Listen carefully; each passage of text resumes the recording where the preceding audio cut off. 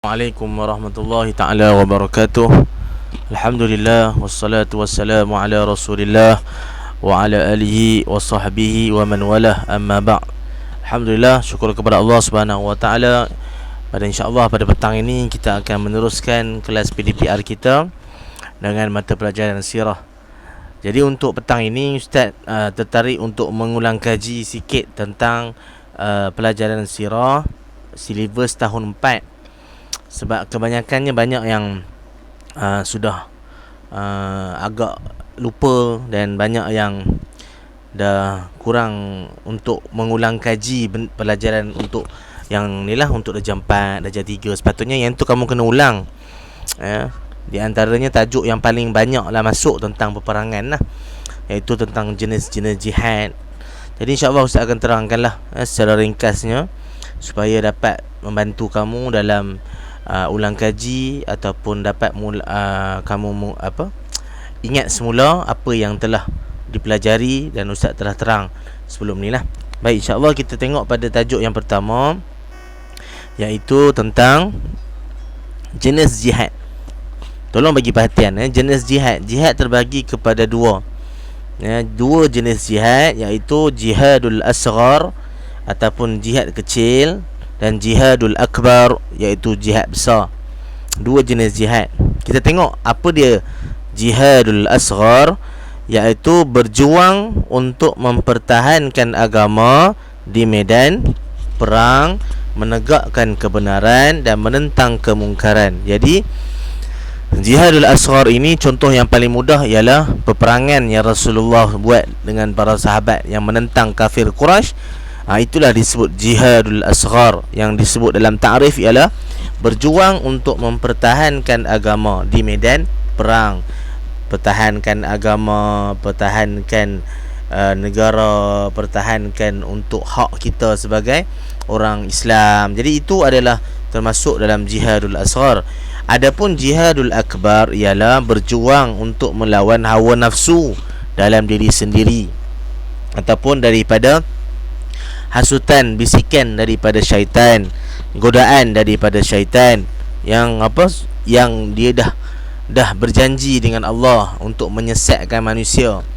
Jadi kita ni sebagai manusia memang tidak boleh lari daripada ujian, daripada bisikan syaitan.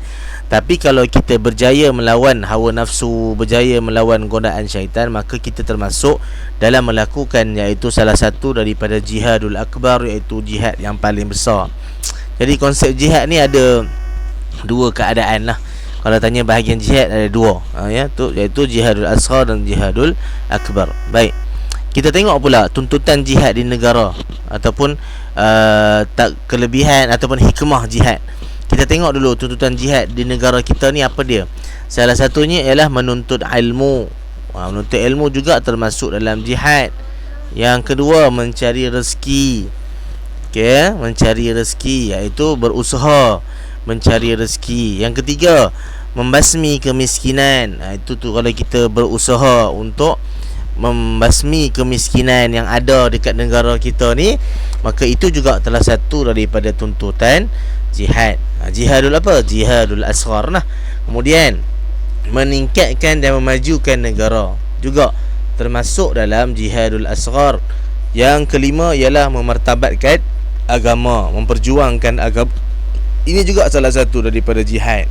Dalam keadaan kita dalam keadaan negara kita ini, kita sebagai seorang Islam memartabatkanlah agama Islam tu sebagai agama yang sebaik-baiknya, dan kita kena melindungilah agama kita daripada dihina. Contohlah dihina, diperlekehkan. Itu di antara salah satu, termasuk juga dalam bahagian jihad, tapi termasuk dalam jihadul asghar. Tapi kalau jihadul akbar ialah melawan hawa nafsu. Maknanya paling besar adalah kita melawan hawa nafsu yang ada dalam diri kita. Itu di antaranya. Baik, kita tengok pada tajuk hikmah jihad. Hikmah jihad seperti mana yang kamu nampak pada skrin di bawah ni. Apa dia kelebihan jihad? Yang pertama, mendapatkan keredaan Allah. Yang kedua, mendapat ganjaran syurga Allah. Yang ketiga, mendapat ganjaran syahid. Yang keempat, berjaya dalam hidup di dunia dan di akhirat. Yang kelima, mendapat pertolongan Allah Subhanahu wa taala. Itu di antara kelebihan dalam kita melaksanakan jihad, hikmah. Dapat redha Allah, mendapat ganjaran syurga, mendapat ganjaran syahid, berjaya dalam hidup dunia dan di akhirat, mendapat pertolongan Allah. Baik, kita tengok pula tajuk peperangan jihad. Apa dia yang berlaku? Iaitu yang kita kena ambil tahu. Yang ni pun banyak kesilapan yang berlaku bila murid menjawab soalan. Kita tengok berlaku pada perang Badar. Perang Badar. Tengok pada perang Badar. Perang Badar berlaku pada 17 Ramadan tahun kedua Hijrah. Jadi dia berlaku pada bulan Ramadan. Perang Badar ni tu perang yang pertama yang Rasulullah juga pergi. Tu perang pertama. Kemudian kita tengok pada perang Uhud. Yang ni kena ambil tahu ni. Sebab apa? Tarikh-tarikh ni kena ambil tahu. Berlaku pada bulan Syawal tahun ketiga Hijrah. Selepas pada tu pula berlaku pula perang Uhud. Yang apa disebut Bukit Uhud, perang Uhud, yang mana tentera Islam tewas. Dia disebabkan ada salah faham dan ada sikap orang Islam yang pada ketika itu tidak menerima arahan daripada Rasulullah sallallahu alaihi wasallam, dan seketika itu adalah ketua ataupun panglima perang ataupun ketua bahagian untuk melaksana untuk memberi arahan pada ketika itu, salah satu juga adalah Sayyidina Hamzah.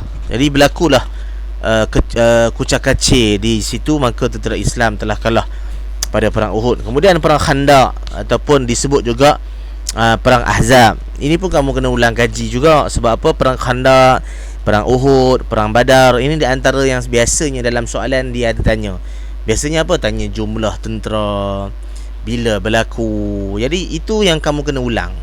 Kena ambil tahu, kena banyak ulang. Sebab apa? Kalau kamu tak ulang, memang agak sukar untuk kamu menjawab. Jangan bila kita PDPR ni ustaz duk bagi kerja, memang kamu buat, tapi kamu tak ulang kaji.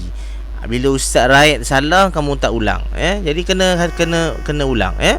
Perang Khandaq berlaku di Madinah pada 15 Syawal tahun ke-5 Hijrah. Kenapa disebut Khandaq? Khandaq bermaksud parit.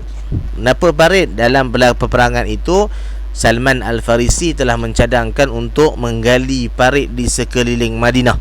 Maka ketika itu dinamakanlah perang Khandaq. Berlaku pada bulan Syawal tahun ke-5 Hijrah. Itu di antara tarikh-tarikh dia lah yang kamu kena ambil tahu.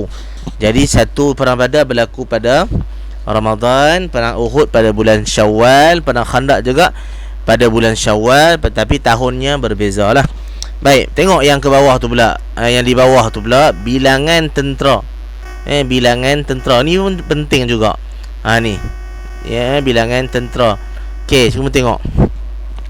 Perang Badar, tentera Islam hanya 313.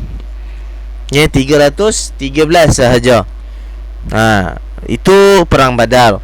Kemudian perang Uhud seramai tentera Islam seramai 1000 orang tentera Islam, tetapi 300 berpatah balik.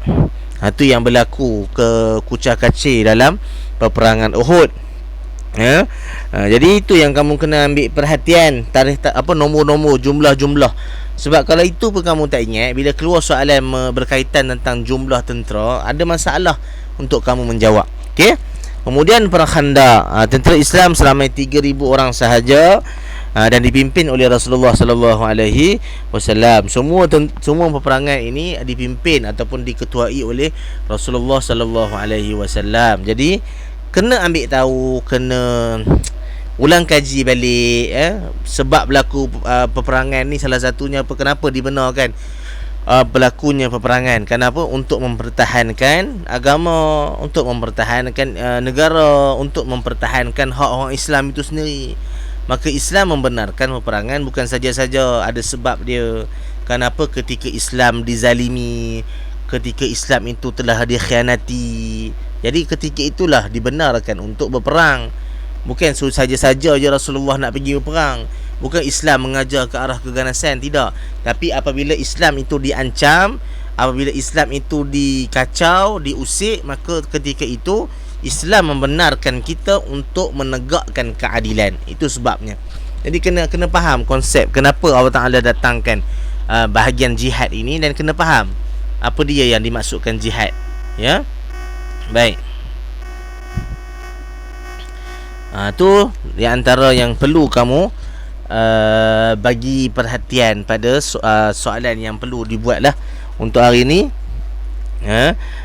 Berkaitan dengan peperangan juga. Jadi Ustaz pun dah terang sikit, iaitu latihan pada buku simulasi bahagian B, muka surat 8. Muka surat 8, set yang pertama. Set yang pertama. Ya, set yang pertama.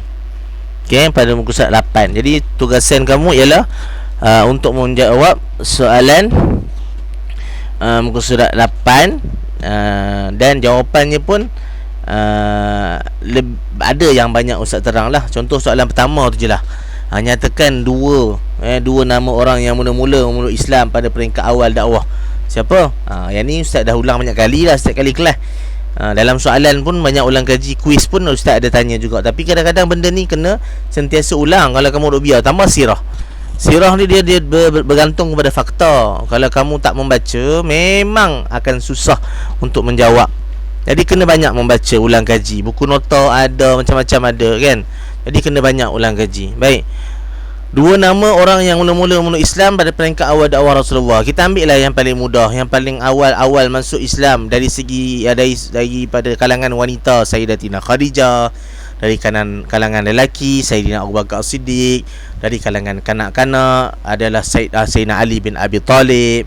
Dari kalangan hamba, Zaid bin Harisah. Jadi di antara empat-empat ni kamu boleh pilih lah salah seorang. Kenapa dia minta dua nama yang mula-mula memeluk Islam pada peringkat awal. Jadi kita boleh pilih lah mana-mana pun. Kemudian namakan dua bahagian jihad. Ustaz dah terang tadi, dah terang dah. Namakan dua peperangan pada zaman Rasulullah. Soalan yang ketiga pun juga Ustaz dah terang tadi. Yang keempat, nyatakan dua isi kandungan Sahifah Madinah. Ini pun kamu kena tengok balik dalam nota tajuk yang ada dalam buku teks. Tak silap Ustaz tahun 4. Kalau tak silap Ustaz tahun 4. Jadi tolong ulang kaji balik lah apa dia punya kandungan, isi kandungan Sahifah Madinah. Ada dalam buku teks. Jadi minta rujuk lah. Kemudian yang kelima, senaraikan dua akhlak Rasulullah. Itu pun benda yang kamu boleh semak ataupun daripada cerita-cerita yang Ustaz terang pun, insya-Allah kamu akan boleh menjawab dengan baik. Jadi cukuplah sekadar tu penerangan Ustaz. Ustaz harap kamu dapat buatlah tugasan yang diberikan. Hari ini buat buku simulasi set yang pertama, muka surat yang ke-8. Dan itu saja daripada Ustaz, yang baik daripada Allah, yang lemah daripada Ustaz sendiri. Aqulu qawli hadza wa astaghfirullahal azim li wa lakum. Wassalamualaikum warahmatullahi taala wabarakatuh.